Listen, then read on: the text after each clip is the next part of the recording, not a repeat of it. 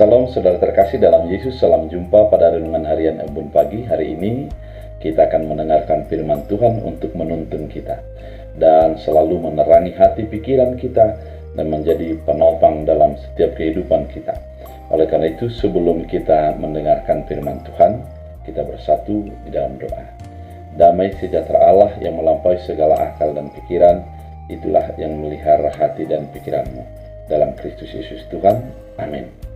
Saudara terkasih, firman Tuhan untuk kita pada hari ini diambil dari 2 Timotius 1 ayat 8. Dalam bahasa Batak Angkola dikatakan, jadi harani ulang mailaho pajojorkon hasaksian taringot tuhatta, jana ulang mailaho harani au natar hurung harani iya. Gunaman ma dohot homanaon perkacitan harani jamitan dengani, mangasahon gogo nasian debata. Dalam bahasa Indonesia, jadi janganlah malu bersaksi tentang Tuhan kita, dan janganlah malu karena aku, seorang hukuman karena dia, melainkan ikutlah menderita bagi Injilnya oleh kekuatan Allah. Demikian firman Tuhan. Saudara terkasih di dalam Kristus Yesus, firman Tuhan kali ini merupakan nasihat Paulus kepada Timotius.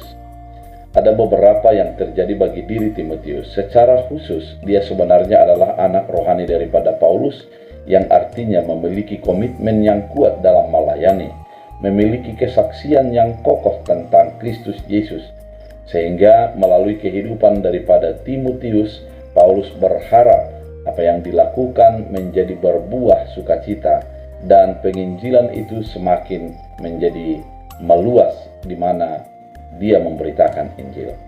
Namun ada tantangan tersendiri bagi Timotius. Yang pertama, dia merasa malu karena dia masih muda. Yang kedua, dia menjadi enggan untuk menyatakan firman karena banyak orang yang menolak.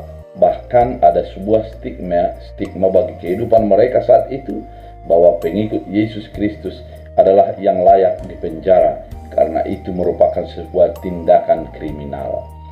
Oleh karena itu, Paulus memiliki tekad untuk menguatkan iman daripada Timotius, di mana dia mengatakan, jangan malu karena aku telah dipenjara, dan jangan takut untuk memberitakan firman keselamatan itu. Artinya, Paulus diingatkan bahwa di penjara itu bukanlah karena dia berbuat dosa, namun karena orang belum mengenal keselamatan itu, sehingga ada orang yang membenci dia. Oleh karena itu, dibutuhkan sebuah komitmen yang kuat, sebuah pengenalan yang kokoh tentang siapakah Yesus dalam kehidupan mereka. Saudara terkasih di dalam Kristus Yesus, melalui firman ini Paulus mau menjadikan kita sebagai orang percaya menjadi tetap berdiri kokoh untuk memberitakan firman di dalam segala keadaan dan ke dalam segala situasi. Jangan menjadi kecut hati atau tawar hati untuk memberitakan keselamatan itu. Jadi biarlah tetap menyala-nyala untuk menyatakan kehendak Tuhan dalam kehidupan kita. Karena ketika kita menjadi kecut hati, tawar hati, maka tujuan daripada pemberitaan firman akan menjadi hilang.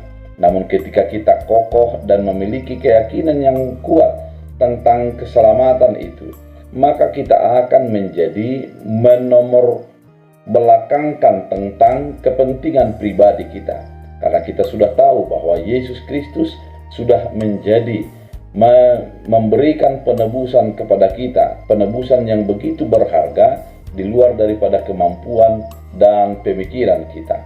Saudara terkasih di dalam Kristus Yesus, melalui ini firman Tuhan mau mengingatkan kepada setiap orang percaya agar dia tetap di dalam komitmen menyatakan firman Allah dalam baik atau tidak baik adanya.